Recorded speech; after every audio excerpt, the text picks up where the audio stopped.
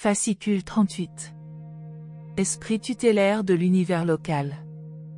Les personnalités de l'Esprit infini se divisent en 3 ordres distincts. L'impétueux apôtre l'avait compris lorsqu'il écrivit au sujet de Jésus, qui est allé au ciel, à la droite de Dieu, anges, autorités et puissances lui étant soumis. Les anges sont les esprits tutélaires du temps, les autorités sont l'armée de messagers de l'espace, les puissances sont les personnalités supérieures de l'Esprit infini. À l'instar des supernaphins dans l'univers central et des segonaphins dans un super-univers, les séraphins, avec les chérubins et sanobins associés, constituent le corps angélique d'un univers local. Les séraphins ont un prototype assez uniforme. D'un univers à un autre et dans les 7 super-univers, ils présentent un minimum de variations. Parmi tous les êtres personnels du type spirituel, ce sont eux qui se rapprochent le plus d'un type standard. Leurs divers ordres constituent le corps des ministres expérimentés et ordinaires des créations locales. 1. Origine des séraphins. Les séraphins sont créés par l'esprit mère de l'univers. Ils ont été projetés en formation unitaire de 41 472 à la fois, depuis les époques primitives de Nébadon où les modèles d'anges et certains archétypes angéliques furent créés. Le Fils créateur et la représentante de l'Esprit infini dans l'univers collaborent dans la création d'un grand nombre de fils et d'autres personnalités de l'univers. Quand leur effort conjugué a produit tous ses fruits, le Fils entreprend la création des fils matériels, les premières créatures sexuées, tandis que l'Esprit mère de l'univers s'engage concurremment dans son premier effort solitaire de reproduction d'esprit. C'est ainsi que commence la création des armées séraphiques d'un univers local. Ces ordres angéliques sont projetés à l'époque où l'on dresse les plans pour l'évolution des créatures volitives mortelles. La création des séraphins date du moment où l'esprit mère de l'univers atteint une personnalité relative, non comme coordonnée ultérieure du Maître-Fils, mais comme assistante créative initiale du Fils créateur. Avant cet événement, les séraphins en service dans Nébadon étaient temporairement prêtés par un univers voisin. La création périodique des séraphins se poursuit encore aujourd'hui, l'univers de Nébadon est encore en construction. L'esprit mère ne cesse jamais son activité créative dans un univers en voie de croissance et de perfectionnement. 2. Nature angélique. Les anges n'ont pas de corps matériel, mais sont des êtres bien précis et distincts les uns des autres.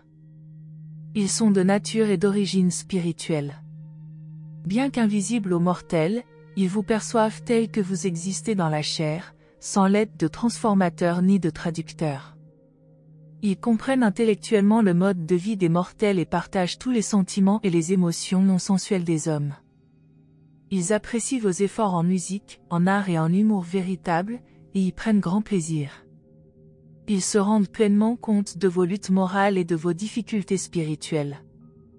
Ils aiment beaucoup les êtres humains, et il ne peut résulter que du bien de vos efforts pour les comprendre et les aimer. Bien que les séraphins soient des êtres affectueux et compatissants, ils ne sont pas des créatures à émotions sexuelles. Ils ressemblent beaucoup à ce que vous serez sur les mondes des maisons où l'on ne se marie pas et où l'on n'est pas donné en mariage, mais où l'on est comme les anges des cieux. Car tous ceux qui seront estimés dignes d'atteindre les mondes des maisons ne se marient pas et ne sont pas donnés en mariage, et ils ne meurent plus, car ils sont égaux aux anges.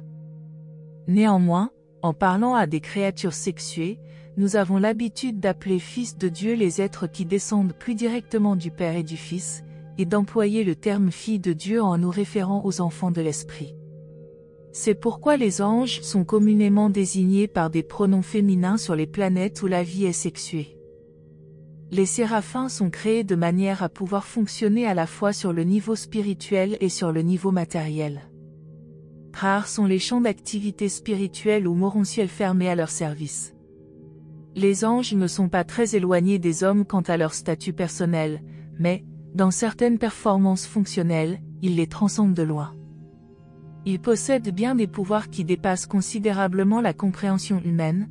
Par exemple, il vous a été dit que les cheveux même de votre tête sont comptés, et il est vrai qu'ils le sont, mais un séraphin ne passe pas son temps à les compter et à tenir à jour leur nombre corrigé. Les anges possèdent des pouvoirs innés et automatiques, c'est-à-dire automatique dans la mesure où vous pourriez les percevoir, pour connaître de telles choses. Vous considéreriez, en vérité, un séraphin comme un prodige mathématique.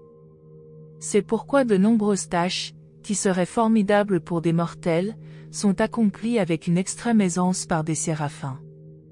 Les anges vous sont supérieurs en statut spirituel, mais ne sont ni vos juges ni vos accusateurs. Quelles que soient vos fautes, les anges, bien qu'ils soient plus grands en pouvoir et en puissance, ne portent aucune accusation contre vous. Les anges ne jugent pas l'humanité, et les mortels individuels ne devraient pas non plus condamner d'avance leurs compagnons. Vous avez raison d'aimer les anges, mais il ne faudrait pas les adorer, ils ne sont pas des objets de culte. Lorsque votre prophète tomba en adoration aux pieds de l'ange, le grand séraphin loyal assis à lui dit, « Veille à ne pas faire cela. Je suis un serviteur comme toi et ceux de ta race, qui ont tous reçu le commandement d'adorer Dieu. » Les dons naturels et de personnalité des séraphins ne dépassent que très légèrement ceux des races mortelles sur l'échelle de l'existence des créatures. En vérité, après être délivrés de la chair, vous leur ressemblerez beaucoup. Sur les mondes des maisons, vous commencerez à apprécier les séraphins et vous jouirez de leur compagnie sur les sphères des constellations, tandis que sur Salvington ils partageront avec vous leur lieu de repos et d'adoration. Dans toute l'ascension morontielle et l'ascension spirituelle subséquente, votre fraternité avec les séraphins sera idéale et votre camaraderie magnifique.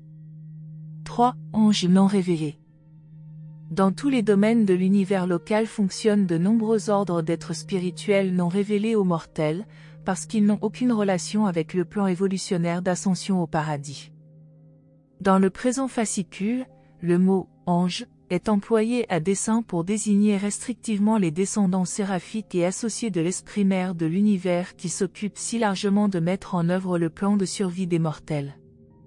6 autres ordres d'êtres apparentés, les anges non révélés, servent dans l'univers local sans être aucunement reliés aux activités universelles concernant l'ascension au paradis des mortels évolutionnaires. Ces 6 groupes angéliques associés ne sont jamais appelés séraphins ni mentionnés comme esprits tutélaires. Ces personnalités sont entièrement occupées aux affaires administratives et autres de Nébadon, qui n'ont aucun rapport avec la carrière progressive des hommes pour s'élever spirituellement et atteindre la perfection. 4. Les mondes séraphiques. Dans le circuit de Salvington, les 7 sphères primaires du 9e groupe sont les mondes des séraphins. Chacun de ces mondes a 6 satellites tributaires où se trouvent les écoles spéciales consacrées à toutes les phases de l'entraînement séraphique. Bien que les séraphins aient accès à tous les 49 mondes qui forment ce groupe de sphères de Salvington, ils n'occupent à titre privé que le premier amas de 7. Les 6 autres groupes sont occupés par les 6 ordres d'associés angéliques non révélés sur Urantia.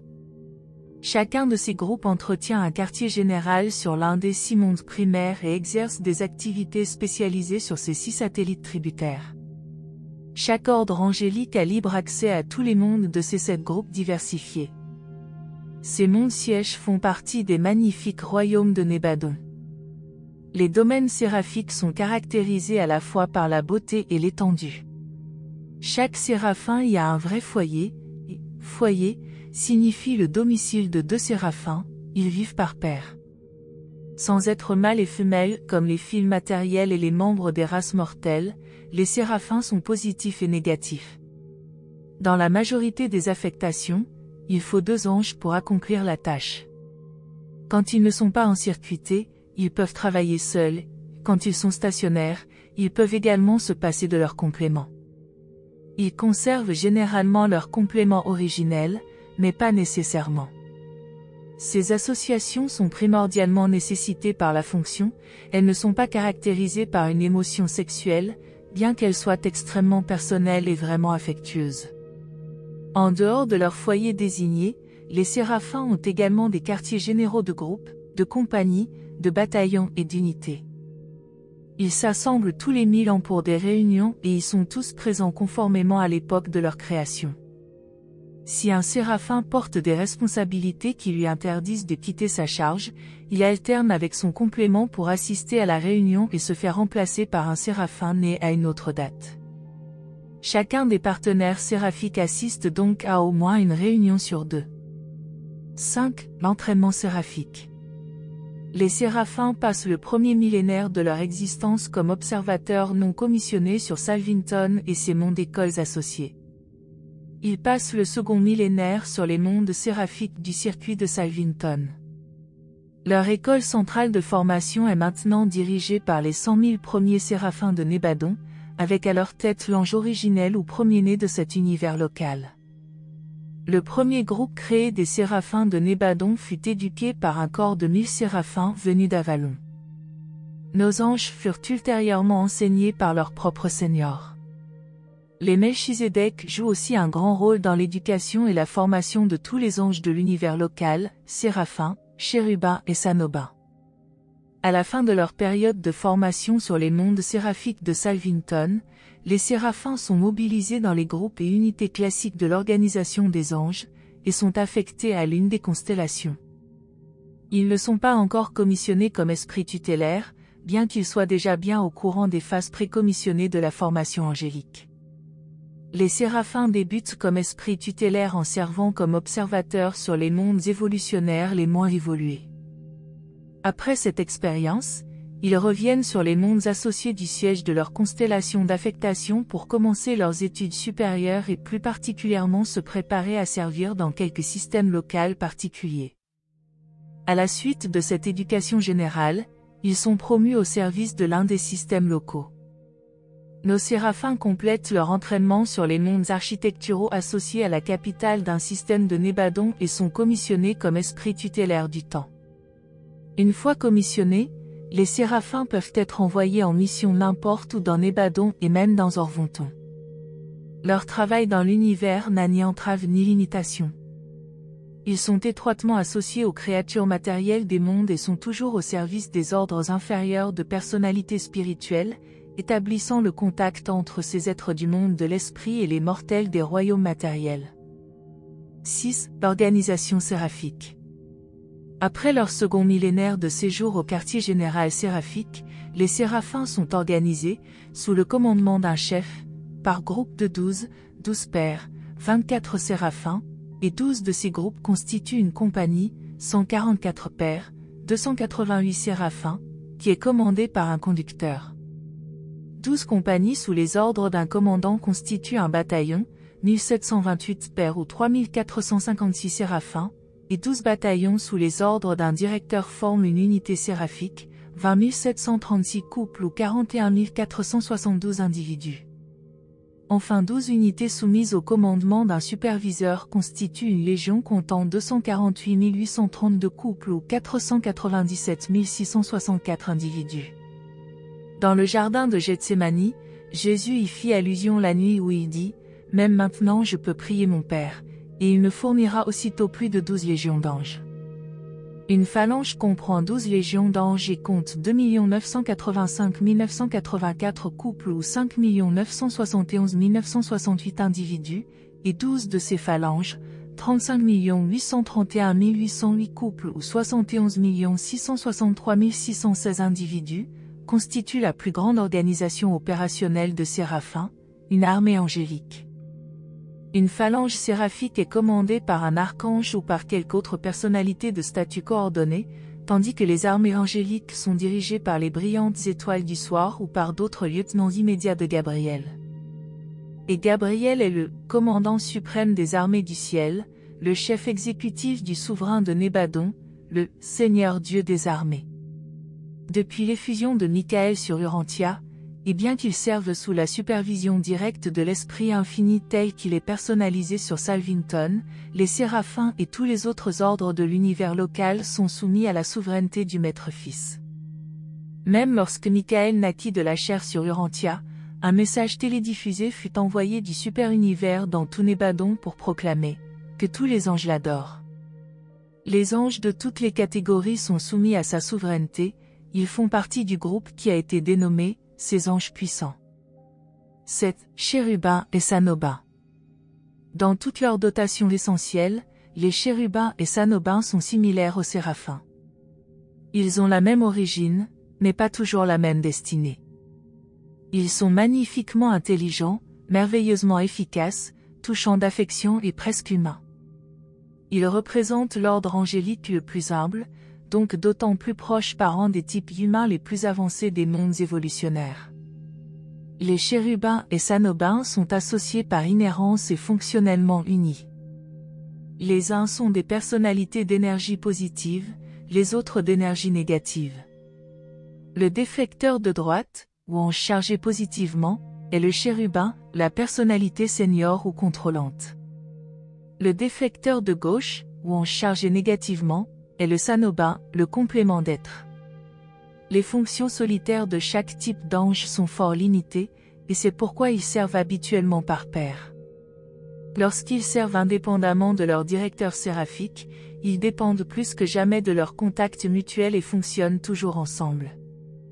Les chérubins et les sanobins sont les aides fidèles et efficaces des ministres séraphiques, et les 7 ordres de séraphins ont tous à leur disposition ces assistants subordonnés. Les chérubins et sanobins servent pendant des âges en cette qualité, mais n'accompagnent pas les séraphins dans leur mission hors des frontières de l'univers local. Les chérubins et sanobins sont les travailleurs spirituels courants sur les mondes individuels des systèmes. En cas d'urgence ou pour des affectations non personnelles, ils peuvent servir à la place d'un couple séraphique, mais ils ne fonctionnent jamais, même temporairement, comme accompagnateurs d'êtres humains. Cette fonction est un privilège exclusif des séraphins. Quand ils sont affectés à une planète, les chérubins entrent dans les cours locaux d'éducation, y compris ceux où l'on étudie les mœurs et les langages planétaires. Les esprits tutélaires du temps sont tous bilingues, ils parlent la langue de leur univers local d'origine et celle de leur super-univers natal.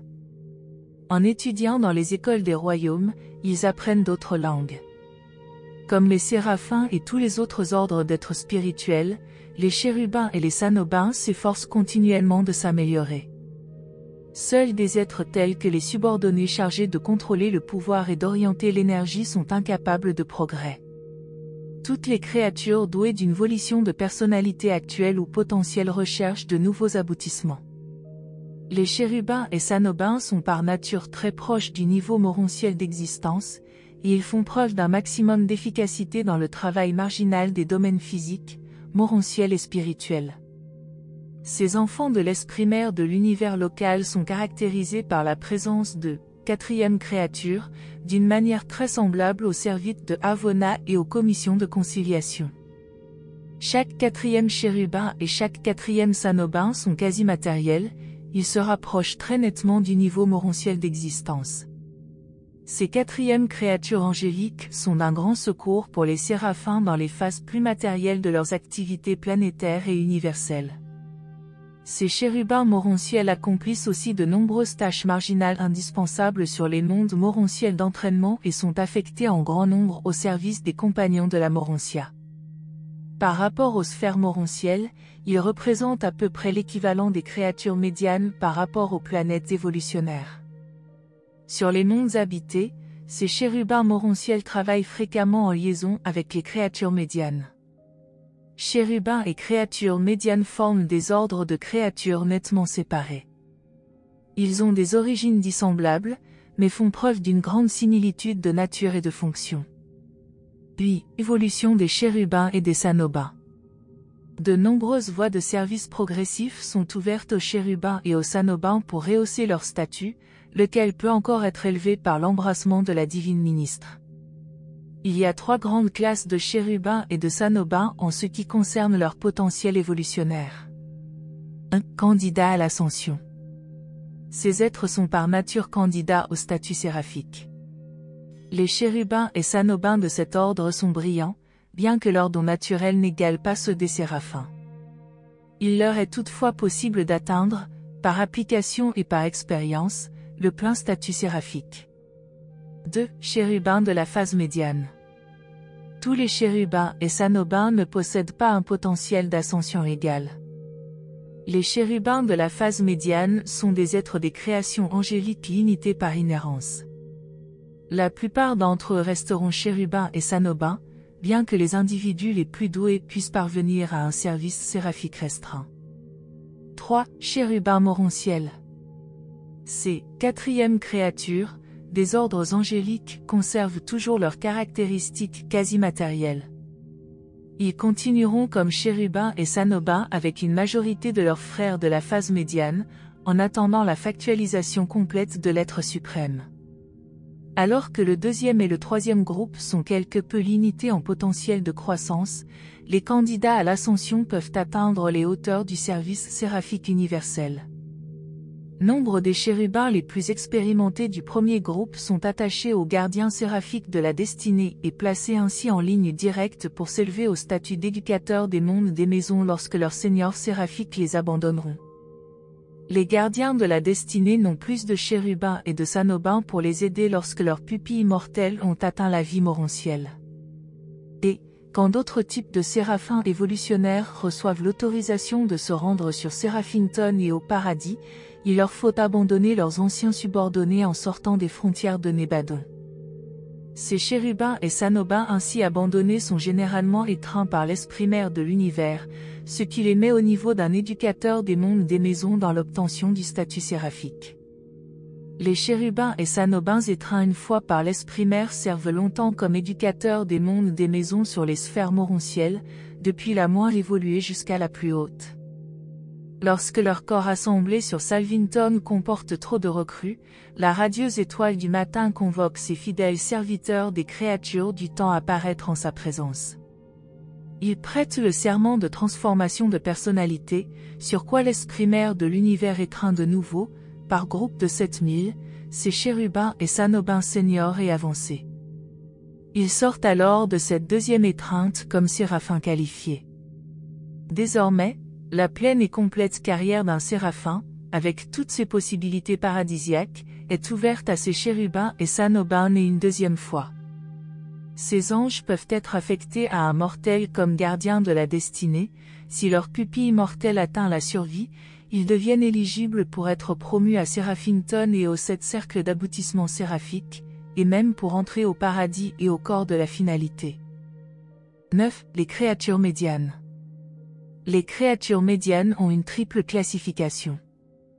Elles sont classées à juste titre avec les fils ascendants de Dieu, elles sont factuellement groupées avec les ordres de citoyenneté permanente, mais fonctionnellement comptées avec les esprits tutélaires du temps, à cause de leur association intime et effective avec les armées angéliques au service des mortels sur les mondes individuels de l'espace.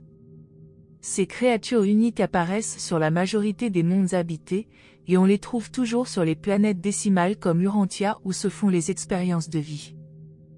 Les médians sont de 2 types, primaires et secondaires, et apparaissent au moyen des techniques suivantes. 1. Médian primaire. Ils forment le groupe le plus spirituel et un ordre quelque peu standardisé. Ces êtres dérivent uniformément des mortels ascendants modifiés appartenant à l'état-major des princes planétaires.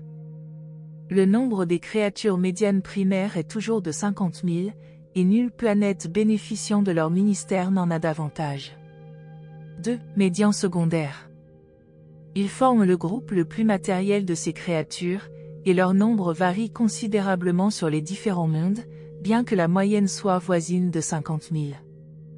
Ils dérivent par des voies diverses des élévateurs biologiques planétaires, les Adams et les Èves, ou de leur descendance immédiate.